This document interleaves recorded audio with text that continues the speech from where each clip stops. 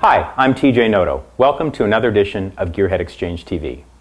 In the last episode, we talked to you about our 1957 Alfa Romeo 1900 CSS and the bodywork that has been going on as part of its ongoing restoration. We learned a couple weeks ago that the headlights that we bought for the car unfortunately don't fit. Now, we weren't sure right away if it was because we had gotten the wrong headlights or because of body damage to the car. If you'll recall, the front end of the car had sustained a lot of damage over the decades, and it had been reshaped and covered in Bondo, and we really didn't know what the right shape of the fenders and the buckets was supposed to be. We're very, very certain now that the headlights that we have are the right part, and so what this means is that our fabricator is unfortunately going to have to do a lot more work to rework the front end of the car and make sure that they fit. Like many cars of its generation, our Alfa Romeo had been very badly damaged and poorly repaired over the years. There was a lot of damage to the front end of the car, and the headlight buckets themselves were distorted, pointing in different directions, and weren't even equidistant from the nose of the car. This is all going to require a lot of time, skill, and patience from our body guy, and it's lucky for us that we have a good one. Here's the front end of our properly restored 1900 with its correct Corello headlamps. Unfortunately, the original parts are no longer available, and so we've had to source reproductions.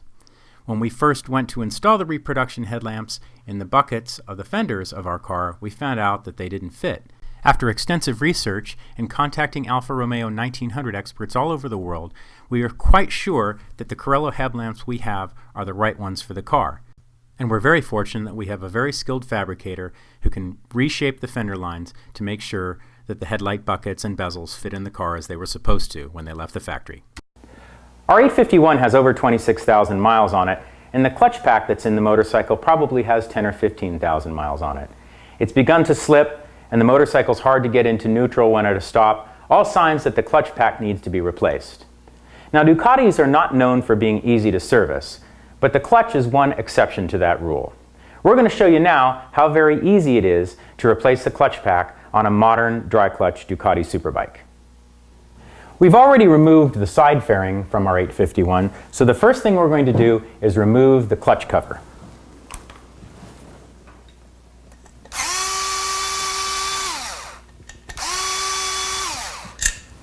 This clutch cover has been ventilated by our good friends at Nichols Sport Bike Services. The ventilation allows cooling air to get into the clutch pack and cool the plates. One of the fragile areas of a dry clutch is that they can overheat, so having it vented like this can mitigate that to some degree. Now that the cover is off, you can see the pressure plate with the 6 fasteners which hold the clutch springs to the motorcycle.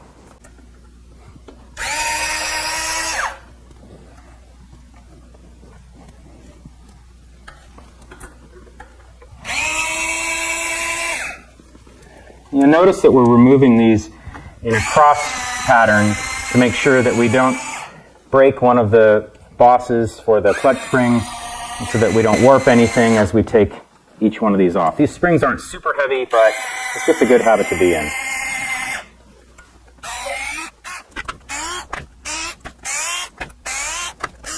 The clutch spring's off now. We can take the pressure plate off, as well as the plain plates that are right underneath it. Now, there's a bearing in the end of the pressure plate and a bushing on the end of the clutch actuation rod.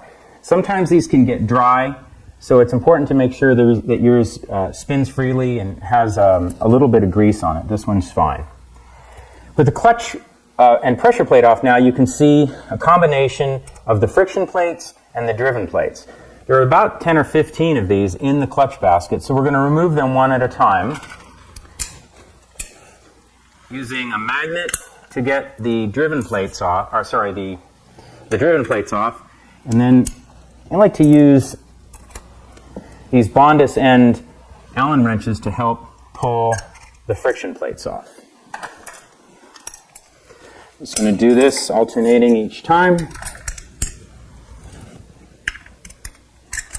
It gets a little bit trickier as we get deeper into the clutch. Sometimes these can be a little hard to get out. In fact, the hardest part of this job is probably getting the friction plates out, just because there's no real easy way to grab onto them.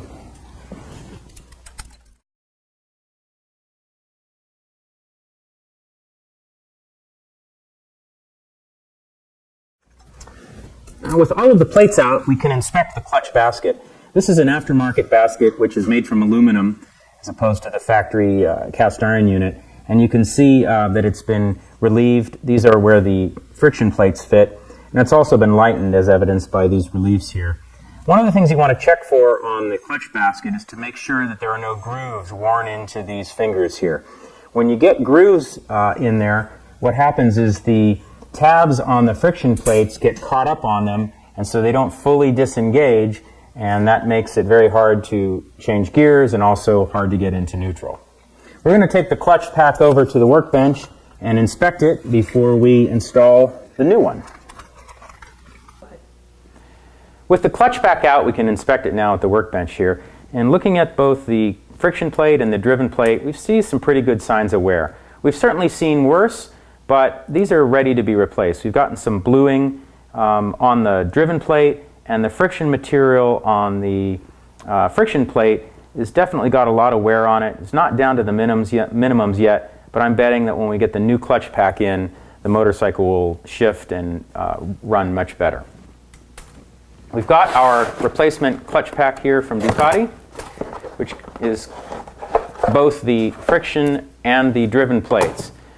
Now, one of the things we want to make sure to do when you get your new clutch pack unboxed is make sure that there's no oil or cosmoline from the factory to prevent rust. They routinely spray them in a WD-40-like substance to keep them from rusting. We've already cleaned these, so they're ready to go back in. Well, as they say, installation is the reverse of disassembly. So we're going to start with a new friction plate and push that into the clutch drum.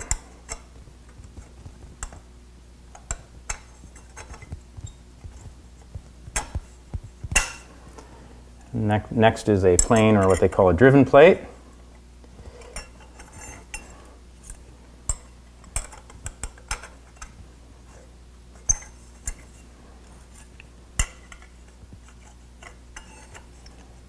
By the way, if you've ever noticed the distinctive sound of a Ducati Superbike when they're idling, sort of sound like a barrel full of buckets, barrel full of bolts rattling around, this is the reason why they make that sound. Each one of these plates is rattling back and forth inside the clutch drum when it's idling, and every time the cylinder pulses, this whole assembly kind of rattles back and forth, and that's why you get that sound.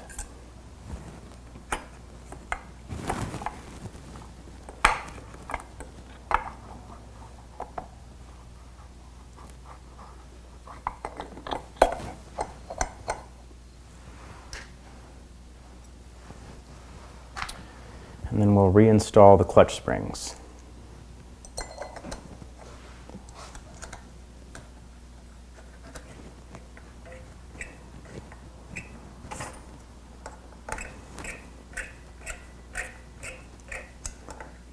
These don't need to be super tight. As tight as you can make them with an Allen wrench of this size.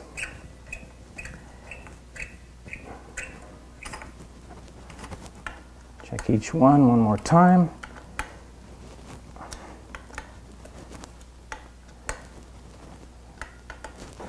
Reinstall the clutch cover.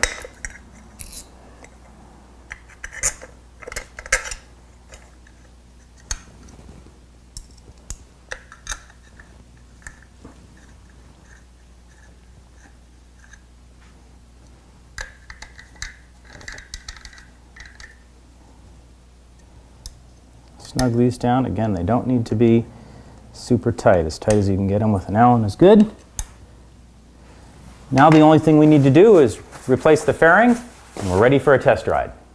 With spring right around the corner, we're really looking forward to getting our 851 back on the road. And with a new clutch pack, she should be as much fun to ride as ever.